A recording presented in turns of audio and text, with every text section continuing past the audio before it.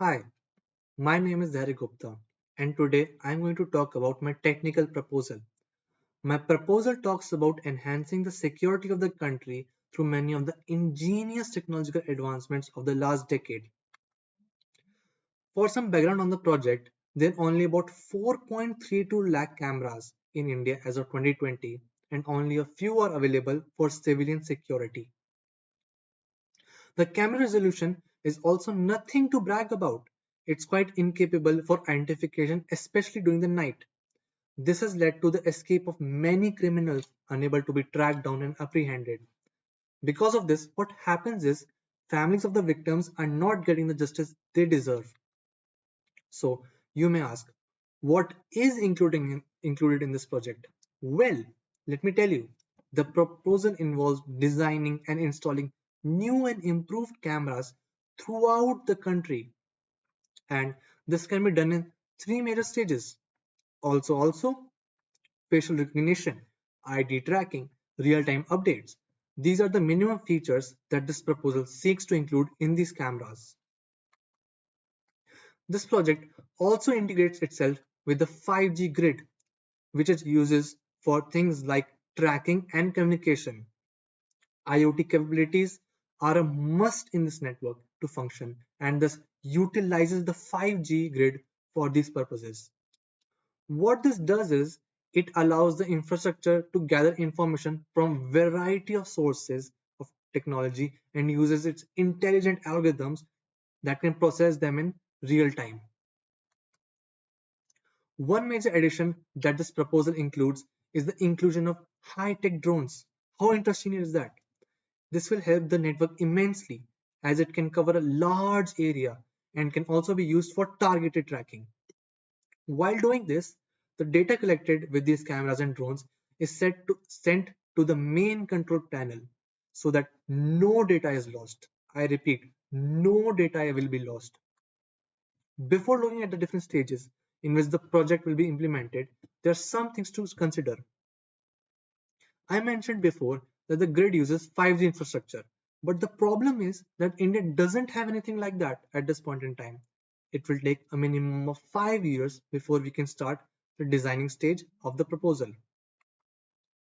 But after the 5G grid is ready, we can start stage 1. Okay, this is the testing stage and will therefore will be implemented in select areas of the country. The proposed areas for the testing stage are New Delhi, Mumbai, and Chennai. I have chosen these for the dense population which will benefit them most and therefore will allow us to gather maximum data in the shortest time possible.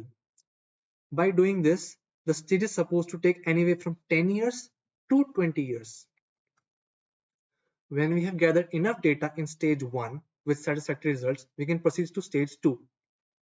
This stage expands the implementation of cameras to entire states and will require an increase in production. Drones are also introduced in the system and are allowed to roam in areas which are specified in stage 1. Cameras should also be connected in public transportation, so the cameras will also move from place to place. The whole stage will take about 30 years or so and is one of the biggest stage of the three. After the completion of stage 2, we can now choose to proceed to the final stage. This stage includes the continued expansion of camera systems in the remaining areas. This is also the stage where drones will do more than just play a helper role, as more drones will be let out to roam. The end goal of this proposal is to connect all the areas of the country to each other for a foolproof protection of the whole country. This will take about 20 more years to be done. Okay, so what have we done is we have looked at how the project will be implemented as well as what kind of technology we are dealing with. So, what will it cost? If we exclude the cost of 5G infrastructure, as it is a requirement irrespective of this proposal, we can break them down as follows. Stage 1 will require about 40 crore, stage 2 will require about 651 crore, and stage 3 will require about 10 lakh crore. Okay, this is a lot. So let's see what it does is. The first stage is the smallest one, and therefore will require the least investment. Most of the cost of the stage are due to designing the technology itself. The second stage is more time consuming, but it is more cost effective in terms of the required cost. Okay. And the third stage is the main one where more is a big requirement, as manufacture and operating of drones will be very expensive. Okay. To end this presentation, I would also like to point out some things. This project will be cost effective as it will future proof most of the things for about 2-3 centuries. So like 200 to 300 years, something like that. It will also pay back its cost as it will lower the cost of damages.